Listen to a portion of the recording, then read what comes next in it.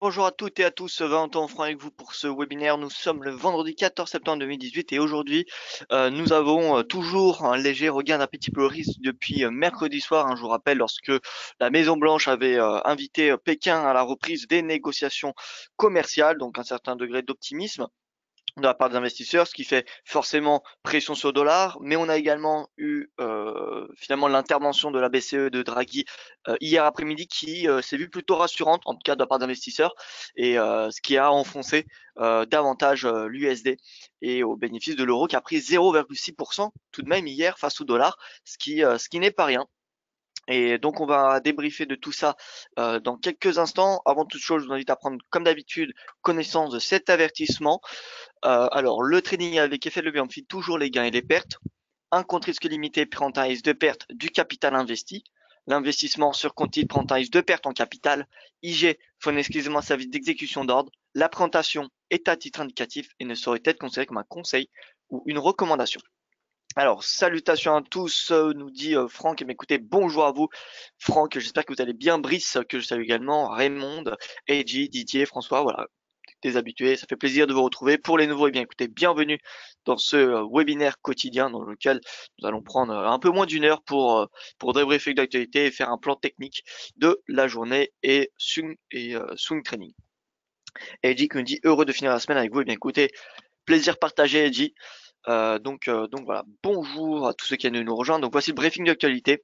Au niveau de la guerre commerciale, donc on a le ministère chinois du commerce qui a salué l'offre américaine cette nuit de la reprise des négociations. Toutefois, on a un journal d'État chinois qui a averti que le pays ne céderait pas aux pressions.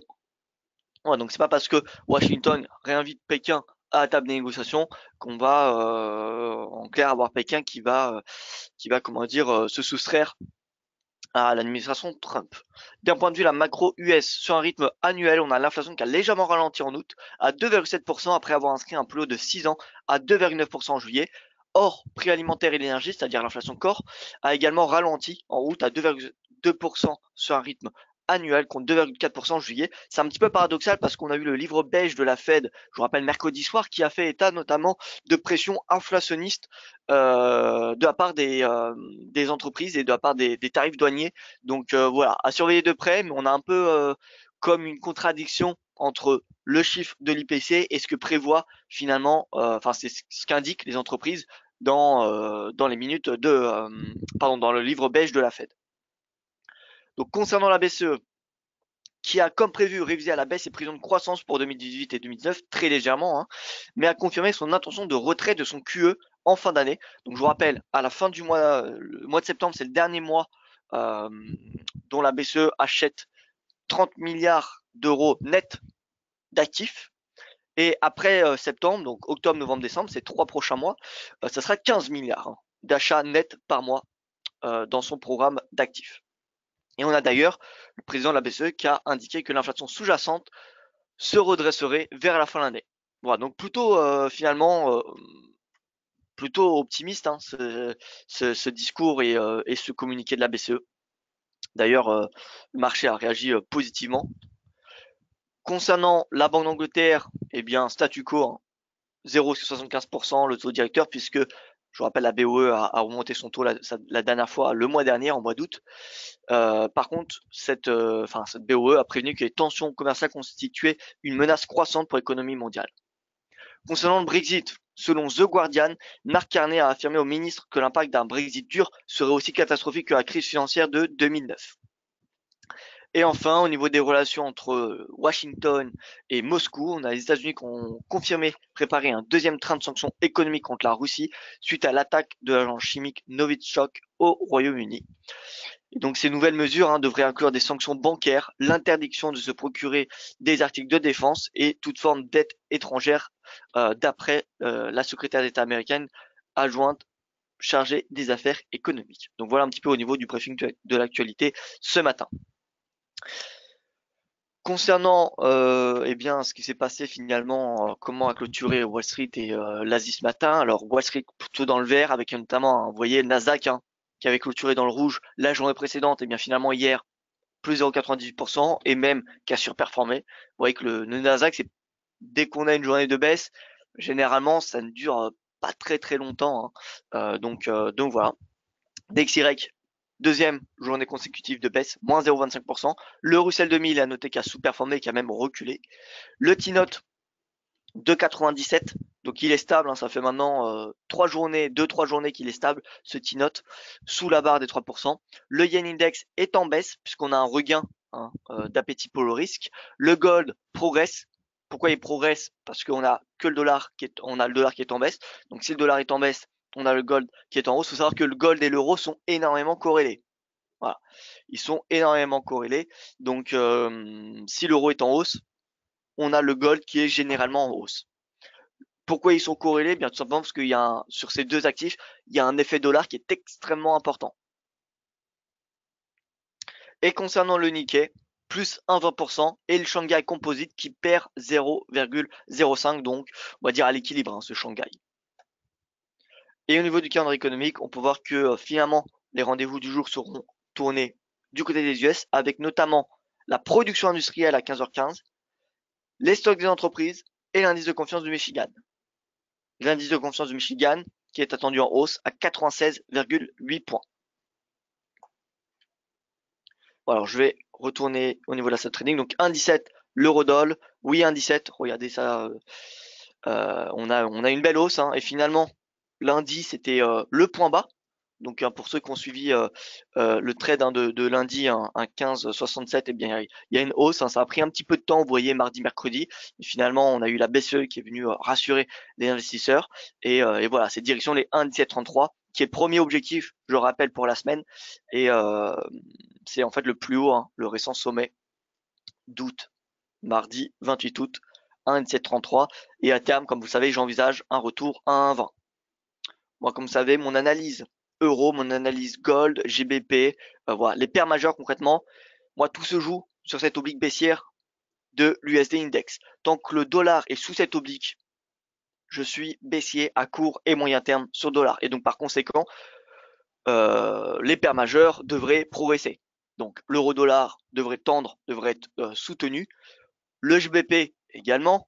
À part la UD et le NZD qui font face à d'énormément de pression provenant de la guerre commerciale et des matières premières, finalement toutes les autres devises semblent être intéressantes à payer face au dollar. Alors on a une exception, enfin, vous voyez, la UD et le NZD rebondissent depuis maintenant 2-3 séances parce que voilà, depuis mercredi, comme je vous l'ai dit, on a un certain regain d'appétit pour le risque de la part des investisseurs depuis que Washington a invité Pékin à la reprise des négociations commerciales, ce que le marché du coup spécule sur potentiellement, comment dire, pas de nouvelles en fait de tarifs douaniers américains. Les 200 milliards de dollars sont du coup mis entre parenthèses de la part des investisseurs, même si voilà, Donald Trump, si vous aviez vu son tweet d'hier, on va le regarder tout de suite. Donald Trump, ce qu'il nous a dit hier, c'est que la Chine, alors donc China, voilà. The Wall Street Journal a dit we are under no pressure to make a deal with China. Donc le Wall Street Journal a tort. Nous ne sommes pas sous pression pour faire un deal, un accord avec la Chine, mais ils sont sous pression pour faire un deal avec nous. Donc voilà, we will soon be taking in billions in tariffs and making product at homes. Ce qui veut dire que on va bientôt mettre des tarifs douaniers sur des millions, enfin sur des milliards, et faire fabriquer à la maison. Donc voilà, ça n'a pas eu d'impact sur les marchés, mais on voit que Donald Trump finalement semble, je dis pas isolé, mais on a un peu des signaux qui divergent. C'est-à-dire que l'administration Trump, Washington, qui réinvite Pékin à des négociations, mais un jour plus tard, nous avons Donald Trump qui tweet que la partie n'est pas terminée avec la Chine et que Wall Street Journal finalement a tort. Bon, donc on n'a pas non plus quelque chose de très confiant, hein. On peut pas avoir une confiance, hein, absolue dans la reprise des négociations, et même que ça devrait être déjà on n'est pas sûr qu'il y aura une reprise des négociations, et même si on a une reprise, on n'est pas sûr qu'il y aura un accord. Donc voilà.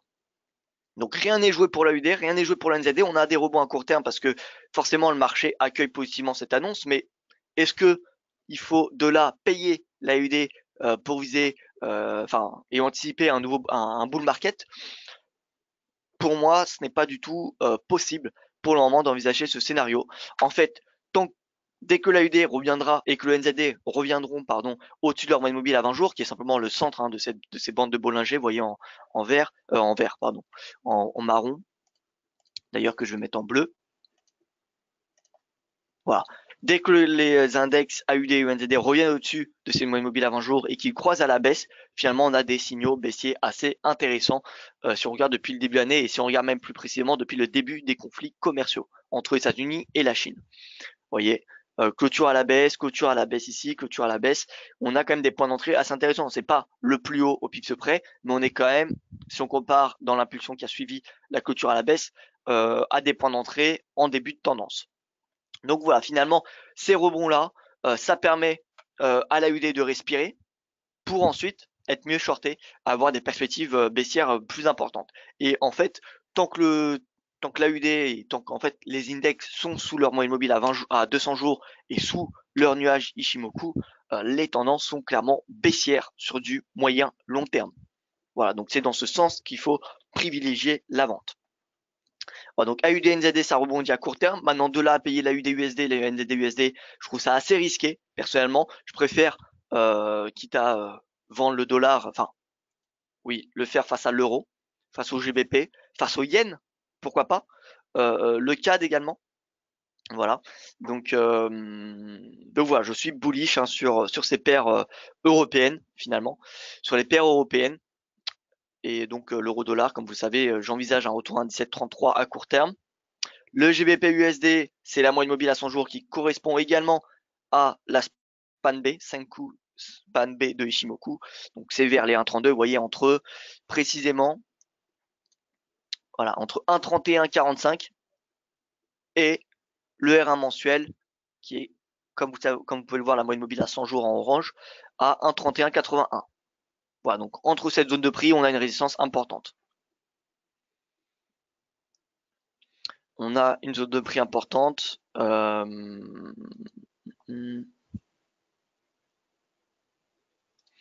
Voilà, donc haussier GBP, haussier euro, CAD également. CAD, vous voyez, il passe sous 1,30. Il passe sous 1,30. Là, le prochain support, c'est le plus bas du mois d'août. Hein, c'est à 1,28, à peu près 1,28,80. 1,29 finalement, le seuil psychologique des 1,29. La moyenne mobile à 200 semaines. Vous voyez qui est pas très loin, qui est à 28,62. Donc si on a une clôture sur la moyenne mobile à 200 semaines, c'est signal baissier, direction le S3 mensuel, en fait, le bas de ce canal. Donc encore une fois, moi je suis baissier sur dollar USD tant que ce dollar index se situe sous résistance. Donc ce dollar index se situe sous résistance. Donc ensuite c'est possible, vous voyez, de vendre tous les rebonds hein, du dollar US. Tous les rebonds du dollar sont des opportunités pour le shorter tant que, encore une fois, cet indice se situe sous résistance. Si demain ce dollar index est amené à dépasser, à sortir par le haut de ce canal haussier, dans ce cas-là, j'annulerai les stratégies vendeuses. Mais techniquement, pour le moment, c'est plutôt la vente qui me semble à privilégier.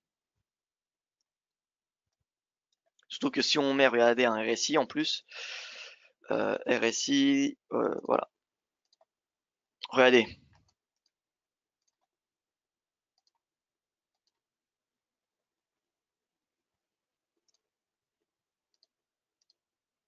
Divergence, divergence. Je pense que voilà, on a quand même des signaux assez conséquents. Ce qui manque pour que la conviction baissière se renforce, c'est que le prix passe sous son nuage Ishimoku. Ça serait une première depuis le début du bull market et ça renforcerait bien évidemment la perspective baissière. Mais là, on a déjà quand même une importante divergence. On a le prix qui a échoué, vous voyez, à dépasser cette oblique. Donc, c'est déjà pour moi suffisant. Enfin, ça témoigne finalement d'une faiblesse, d'une perte de momentum des acheteurs.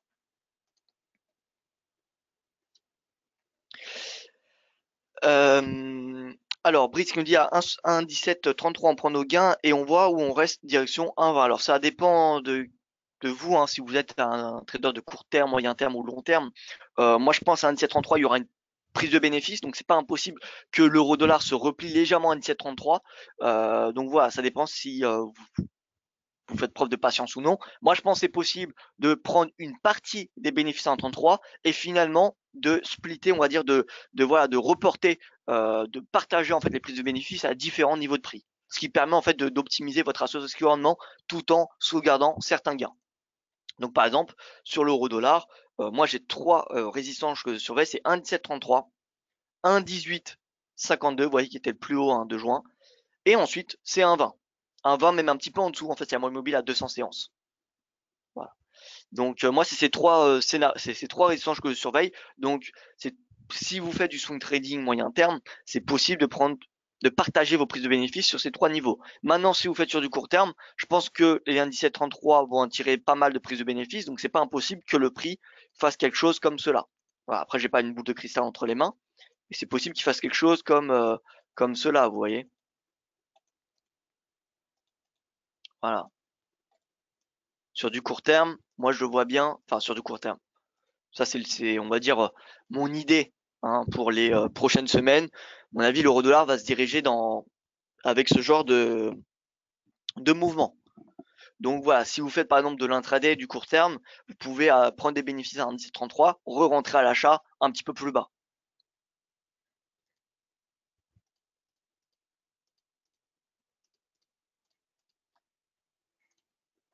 Voilà.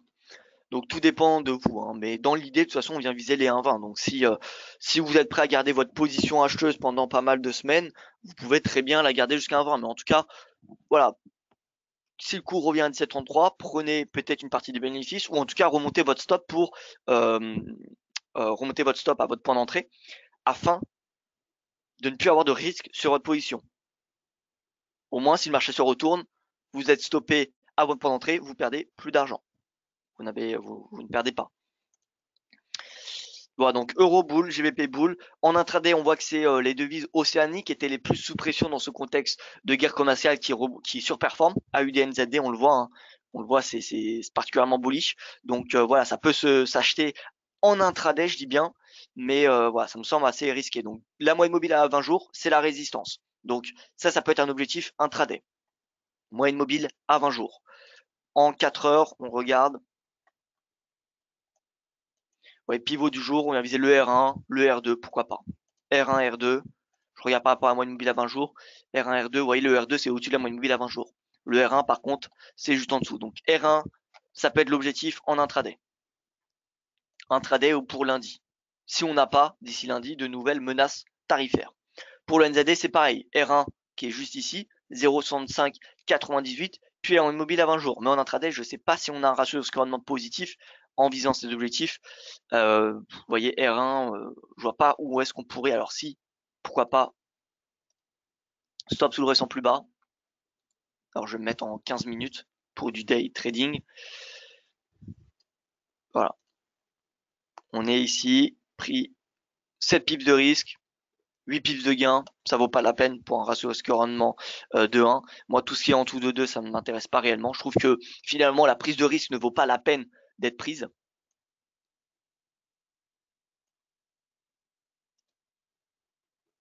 Et là, pour l'ED, 11 pips de risque pour 17 pips de gain. Pareil, ratio score inférieur à 2.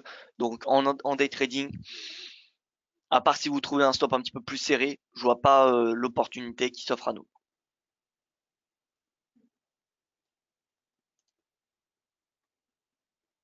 Bonjour, si on regarde le rebond de GBP-USD, les récents cris d'alarme des Britanniques et l'analyse du FTSE, j'ai l'impression que le Brexit va bien se passer, voire être annulé. Et vous, c'est-à-dire énorme rebond du FTSE. Alors, ça c'est vraiment très spéculatif. Moi, je ne sais pas si ça va être annulé ce Brexit. C'est vrai qu'il y a un peu de chance. On en entend parler depuis le début, finalement, du Brexit. Donc oui, on va dire qu'il y a une très très faible probabilité d'une annulation de ce Brexit, c'est-à-dire qu'il n'y en aura pas. Je vous avoue que c'est pas le scénario qui est privilégié. Pour un moment, je pense que les probabilités tablent sur un Brexit et tablent de plus en plus sur un soft Brexit. Alors que pendant l'été, on va dire que le scénario de hard Brexit se renforçait. Voilà, mais depuis que finalement Michel Barnier a indiqué qu'il pourrait y avoir un accord trouvé avec le Royaume-Uni d'ici 6 à 8 semaines, on a l'impression que ce Brexit pourrait arriver, pourrait être conclu plus rapidement que prévu. Et que ça soit un soft Brexit, bien évidemment. Donc voilà, je pense qu'il y aura un Brexit. Pour le moment, je pense qu'il y en aura un. La chose qui pourrait remettre en cause, hein, ce Brexit, c'est finalement s'il y a un second référendum. Ce que demandent eh bien les pro-Brexit britanniques, les pro-Brexit, pardon, les pro-européens britanniques. Les pro-européens britanniques demandent un second référendum. Mais puisqu'ils sont minoritaires, ces pro-européens, finalement leur voix ne se fait pas vraiment entendre par le gouvernement, ou en tout cas pas suffisamment. C'est pas eux qui guident la, pardon, le gouvernement britannique. C'est les conservateurs, et il faut savoir que les conservateurs sont plutôt pour le Brexit, sont même pour le Brexit en fait, sauf qu'ils sont divisés en deux catégories, ceux qui sont pour le hard et ceux qui sont pour le soft. Mais en soi, les conservateurs, la plupart, plus de, je dirais 70%, sont pour le Brexit, hein. Donc voilà.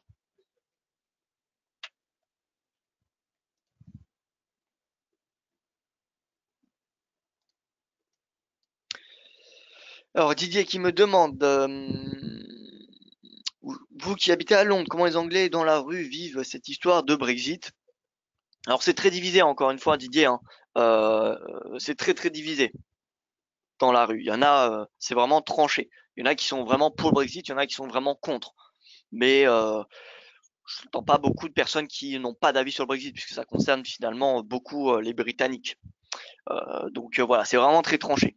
Il n'y a pas de, je dirais pas qu'il y a de majorité. C'est vraiment très, on voit que c'est très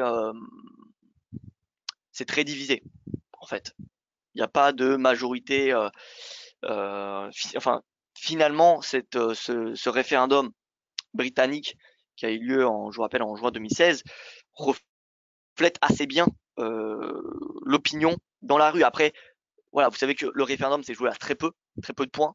Et sans doute que s'il y aurait un nouveau référendum aujourd'hui, ça serait l'inverse. Mais ça se jouerait encore une fois à très peu de points. Donc voilà, je dirais que c'est pas 50-50, mais presque. Finalement, ça varie en fait selon selon l'économie finalement britannique. Ça dépend aussi de beaucoup de choses, mais voilà, je dirais pas qu'il y a que le référendum qu'il y a eu est totalement faussé par rapport à la réalité. Merci, il peut y avoir un relais pour le référendum depuis la famille royale. Non, pouvez-vous donner votre analyse du footy? Alors, pour la famille royale, je ne sais pas si la famille royale pourrait peut avoir un relais pour le référendum. Alors ça, je ne sais pas du tout. Je ne saurais pas vous dire. Par contre, je peux faire l'analyse sur le footy. Et d'ailleurs, on va passer tout de suite sur les indices parce que on me demande de faire des indices assez rapidement le matin, chose que je vais faire tout de suite. Donc on commence par les marchés européens. Donc à noter, regardez, Chine, CSI, moins 0,28%, Hong Kong qui est en hausse, Japon qui est en hausse. Donc on a plutôt toujours un optimisme de la part des investisseurs. On a l'or également qui est en hausse. Or, argent, pétrole. Par contre, le cuivre qui est en baisse. Donc ça, le cuivre, c'est vraiment le métal qui permet d'avoir, qui en fait, qui est le baromètre du sentiment du marché. S'il y a l'appétit pour risque, le cuivre est en hausse. S'il y a l'aversion, le cuivre est en baisse. Donc là, c'est mitigé sur les matières premières.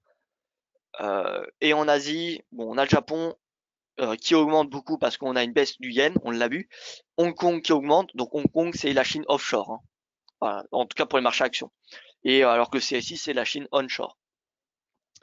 Et donc voilà, en fait on a un degré finalement, on a de l'optimisme qui s'est assez atténué quand même depuis hier. Hier, il y avait beaucoup d'appétit pour le risque. Ce matin, on le voit que ça s'est quand même nettement diminué.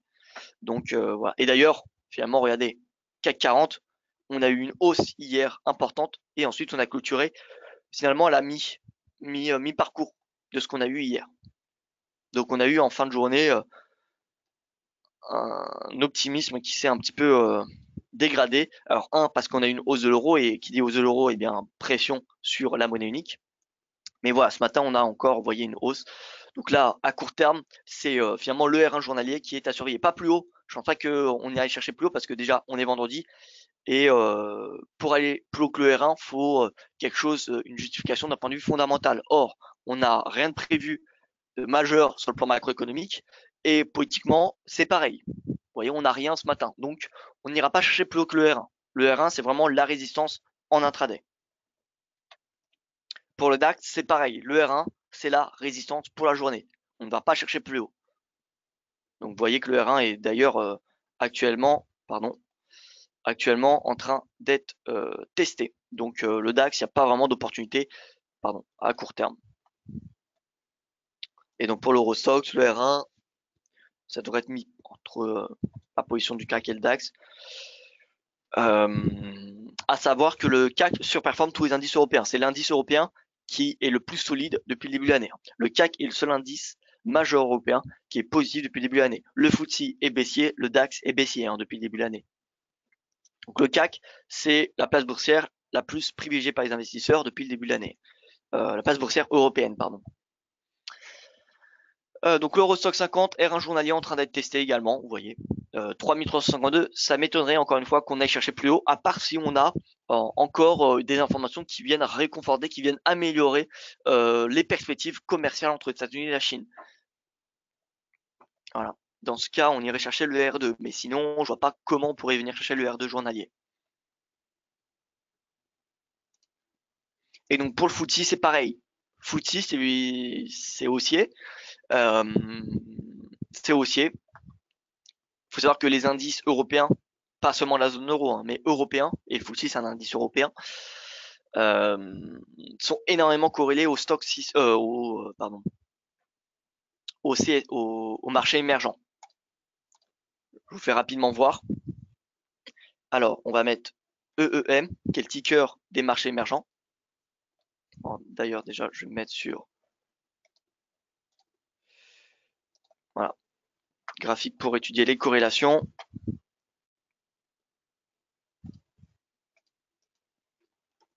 Alors, EEM, qui est le MSCI Emerging Market, je vais mettre le stock 600. Donc FX, voilà. Ça, c'est le stock 600. On va se mettre sur du court terme et à 20 jours, cette corrélation. 20 jours, c'est un mois de bourse. Je rappelle, une semaine, c'est 5 jours de bourse.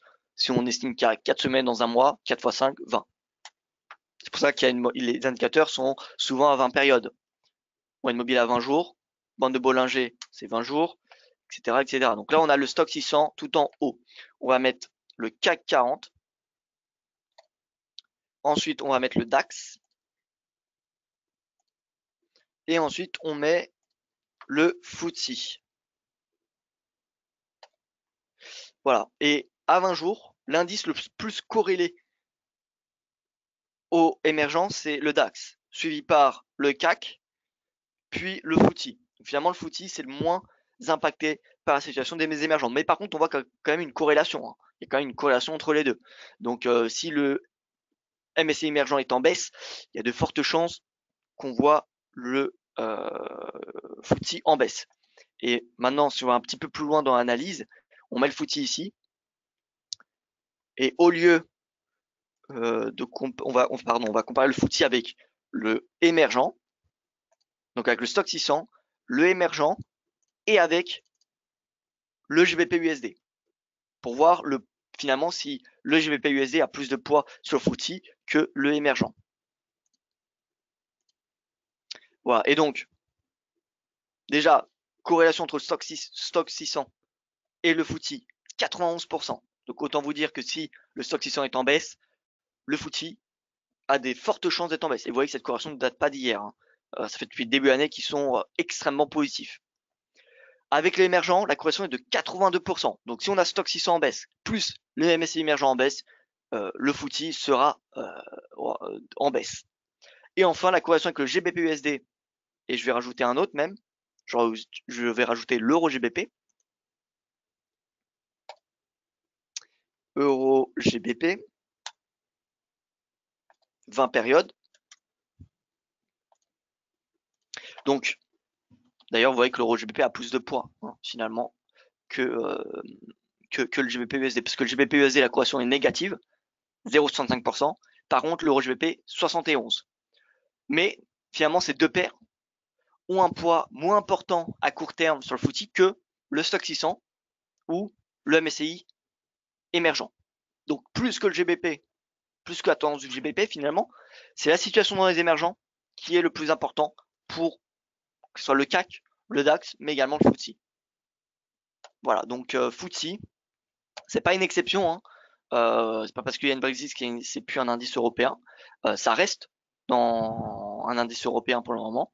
Et donc le FTSE R1, vous voyez qu'il est assez loin et du coup il offre une marge de progression un petit peu plus importante en intraday.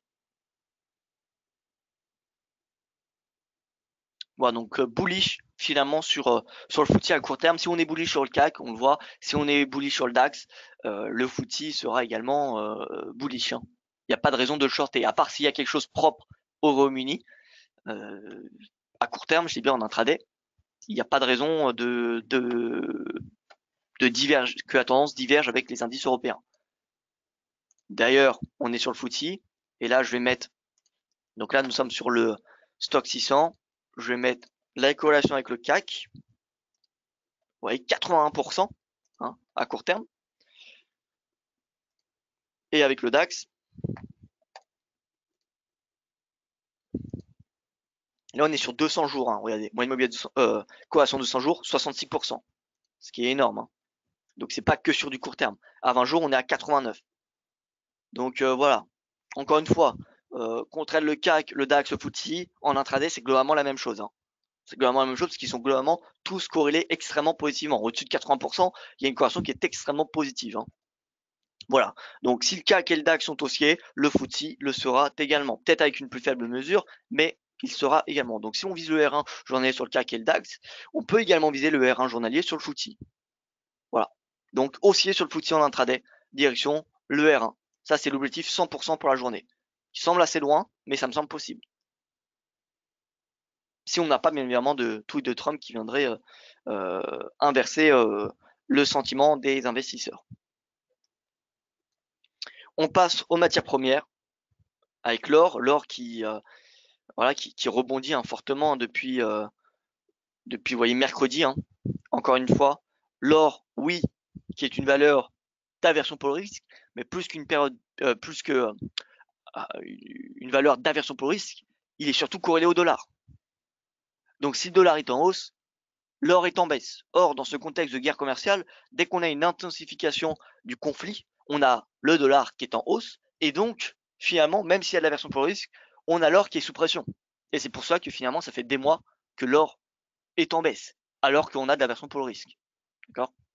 Donc voilà, c'est pas parce qu'on a aversion pour le risque qu'on va automatiquement avoir baisse de l'or. Il faut surveiller la tendance du dollar.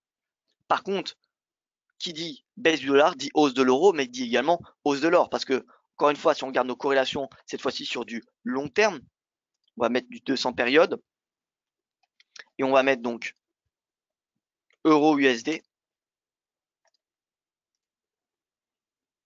DXY, et ici on va mettre le gold. Voilà ce que nous avons. Donc, corrélation gold euro-dollar, 87%. Donc autant vous dire, si on est haussier sur l'euro, là on est sur du 200 jours, hein. On peut se mettre même, regardez, sur du 200 semaines, hein. Là on est sur du 200 semaines. 51%. 51%, ça commence à être une corrélation intéressante. Car ça prouve bien qu'elle est positive.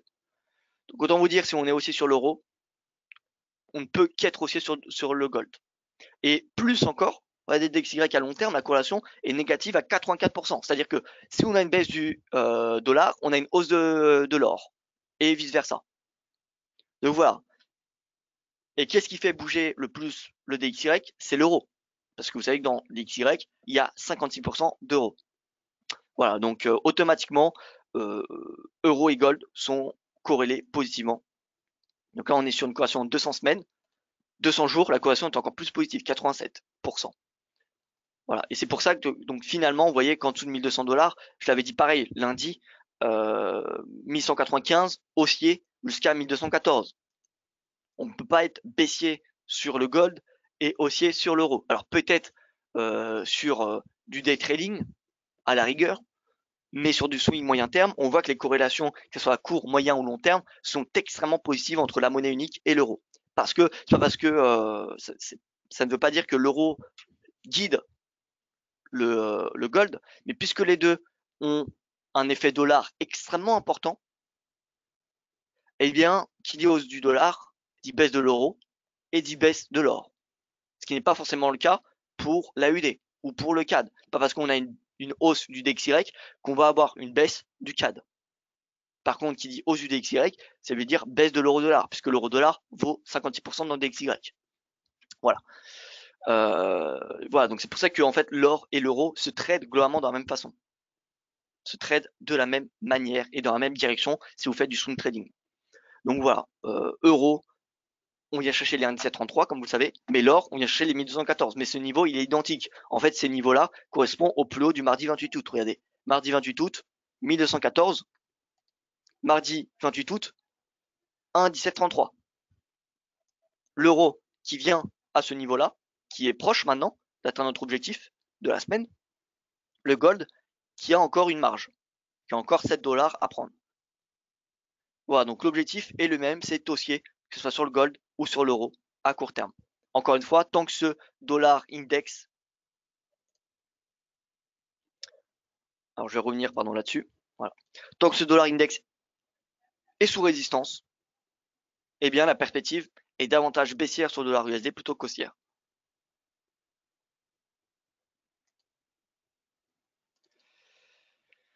Je passe sur le cuivre. Alors le cuivre, c'est vraiment la tendance, c'est vraiment en fait cette tendance reflète le climat des investisseurs concernant les conflits commerciaux. Si on a des conflits qui s'intensifient, on a une baisse automatique du cuivre. Si on a des tensions qui diminuent, on va avoir une hausse du cuivre. Voilà, et donc là, on le voit, il est cette moyenne mobile à 200 jours, regardez cette résistance, 200 jours, 200 périodes, et à 200 jours, on y est très très loin. Donc finalement, ça me semble assez similaire à la UD, c'est-à-dire que dès que le cours revient au-dessus de cette moyenne mobile à 20 jours et qu'il croise ensuite à la baisse, on a un signal baissier. Regardez ici, signal baissier, signal baissier. Alors oui, c'est facile de regarder les prix historiques et de voilà dire cela, mais voilà, on peut se baser sur ce critère-là pour suivre les prochains signaux. Donc, dès qu'on aura une clôture avec une bougie assez importante, dès qu'on aura un croisement du prix à la baisse avec la moyenne mobile à 20 jours, de façon assez importante, pas un doji, hein, pas quelque chose comme cela, vous voyez, vraiment un chandelier, eh bien on aura un signal baissier. On aura un signal baissier. Direction le récent plus bas, puis des nouveaux plus bas annuels. D'ailleurs, si on regarde, pareil, là je fais beaucoup de corrélations en ce moment, je ne sais pas, j'ai ma période de corrélation. Si on regarde la UD/USD avec le copper, là on est sur du 200 jours, on va se mettre sur du 200 semaines. Sur du 200 semaines, la corrélation est historiquement positive, hein, 60%. Et à court terme, elle est encore plus positive, 83. 83. Donc voilà, qui dit hausse du copper dit hausse de l'AUD. C'est pas l'AUD qui va guider, qui va impacter le cuivre, mais c'est le cuivre qui va impacter l'AUD. Donc voilà, si par exemple le cuivre se renverse quelques séances avant l'AUD, on aura un signal baissier pour l'AUD. Donc voilà, si vous tradez l'AUD, faut suivre en tout cas de loin le cuivre. Parce que tant que la tendance est baissière sur le cuivre, eh bien la tendance sera baissière sur l'AUD. Voilà, donc là c'est à suivre de très près, parce que si on a un signal baissier sur le copper et que demain on décide du coup de shorter le cuivre, eh bien on ne pourra pas être long sur l'AUD dans le même temps, parce qu'on sait que la corrélation est positive, donc ça revient en fait à presque à acheter et vendre la paire en fait. Voilà, donc haussier or, cuivre plutôt mitigé, hein. De toute façon les métaux industriels dans ce contexte de guerre commerciale sont les premiers impactés, et le cuivre c'est le métal industriel. Et pour ce qui est du pétrole, vous voyez, le pétrole n'arrive toujours pas à dépasser ses résistances, et encore une fois, les 70 dollars tiennent, et vous voyez qu'on a eu une belle baisse hier. L'objectif en dessous des 70 dollars, c'est que le brut WTI aille chercher cette moyenne mobile à 200 jours. Le Brent, tant qu'il se situe sous 80 dollars, c'est objectif baissier, pareil jusqu'à la moyenne mobile à 200 jours.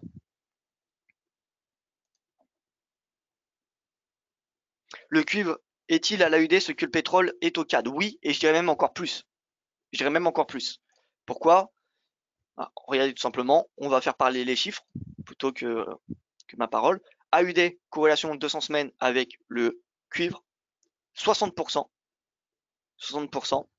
Et même, vous savez ce qu'on va faire, on va mettre on va ajouter à cela une moyenne mobile à 200 semaines, en fait, juste pour avoir un prix médian sur du très très très très très très très long terme. Corrélation cuivre AUD 85. Maintenant, on va mettre CAD USD, donc non, USD CAD. USD CAD avec Brent ou WTI, peu importe. On va prendre la plus importante. Contrat à terme, voilà, comme ça on va prendre le futur officiel. Moins 89. Ah, moins 89. Et pour le WTI,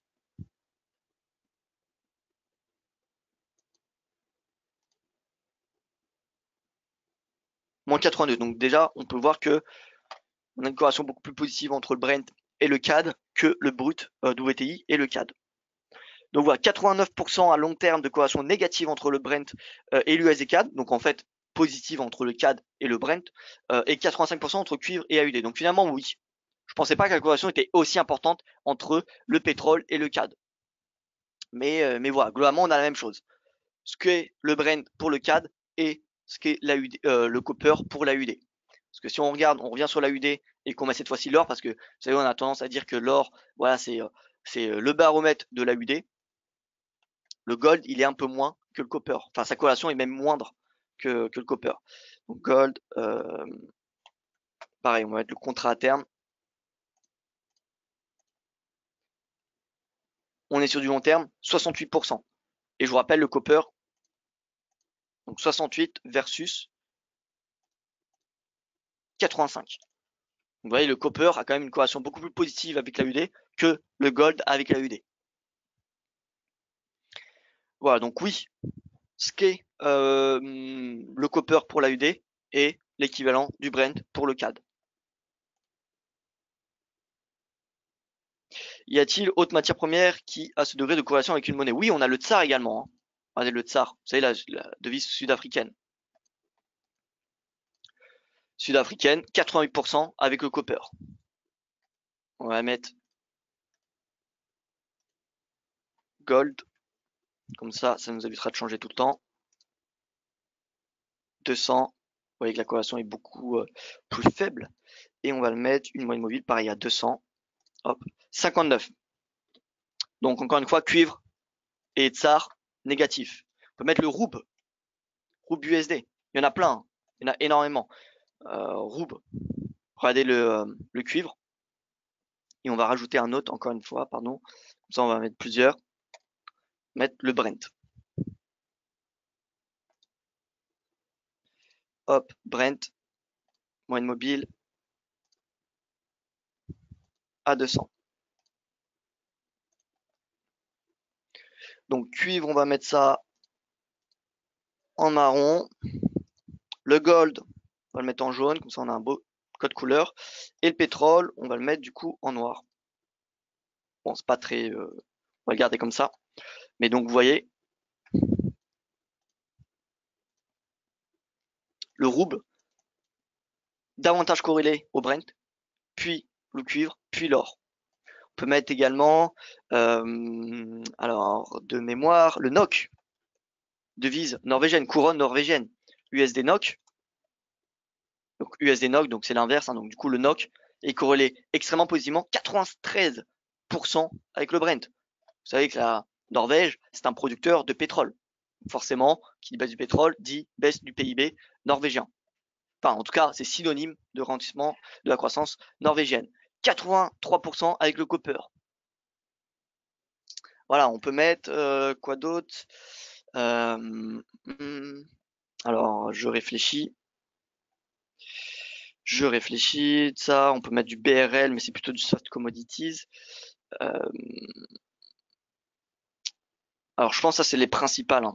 Ce sont les principales. De toute façon, j'ai fait une étude de corrélation que je vais mettre tout ça en comment dire? Je vais mettre en forme. Je vais vous faire voir. J'ai pris quand même pas mal de temps à la faire ces derniers jours.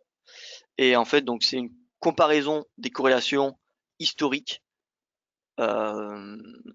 comparées aux corrélations depuis l'investiture de Donald Trump. En fait, quels actifs ont accentué leur corrélation avec certains actifs, etc. Le plus important, c'est celle-ci. Enfin, le plus important. Ça dépend ce qu'on cherche. Mais voilà, on a ce tableau qui est une matrice de corrélation entre un ensemble de devises. Donc là, on a des devises majeures, le DXY, devises émergentes. Et là, on va avoir des actifs comme le MSCI Emerging Market, le HSI, le CNH, CRB, le Copper, le Brent, etc., etc. Et voilà, on va avoir les actifs qui sont les plus corrélés. Et ensuite, c'est trié par différents tableaux. Donc, on a par exemple ceux qui sont plus corrélés avec le MSCI Emerging Market, KRW, donc ce qui est la devise sud-coréenne. Hein. Ensuite, l'euro. Alors, l'euro, voilà. En fait, il faut savoir pourquoi ils sont corrélés l'euro et le MSCI Emerging Market. C'est pas parce que le MSCI Emerging Market a un impact sur l'euro. C'est simplement que dans les deux, il y a un effet dollar qui est extrêmement important. Comme l'euro a un impact important, enfin, comme le gold par exemple. Dès qu'on a une hausse du dollar, on va avoir une baisse du gold, on va avoir une baisse de l'euro, mais on va également avoir une baisse des marchés émergents. Voilà. C'est pas, voilà, la corrélation avec l'euro et le MSCI Emerging Market est à prendre avec des pincettes. C'est simplement qu'entre les deux, il y a une influence du dollar qui est extrêmement importante. Donc voilà. MSCI Emerging Market corrélé KRW, ROUB, SAR, puis l'AUD. Et ensuite, pour ce qui est par exemple des commodities, la devise la plus corrélée, donc là on est sur du 200 semaines, hein, corrélation 200 semaines, entre le CRB Index, vous voyez, où toutes les commodities, plus impacté par les commodities, c'est le TSAR, puis le CAD, puis le peso mexicain, le CNH, le BRL, etc., etc. Voilà. Et vous voyez que pour se couvrir de la baisse du CRB Index, donc de la baisse des matières premières, le mieux, c'est le yen. Plus que le DXY, c'est le yen. Voilà, donc ça, je vais tout mettre ça en forme hein, dès que j'aurai le temps et je vous l'enverrai de toute façon en PDF.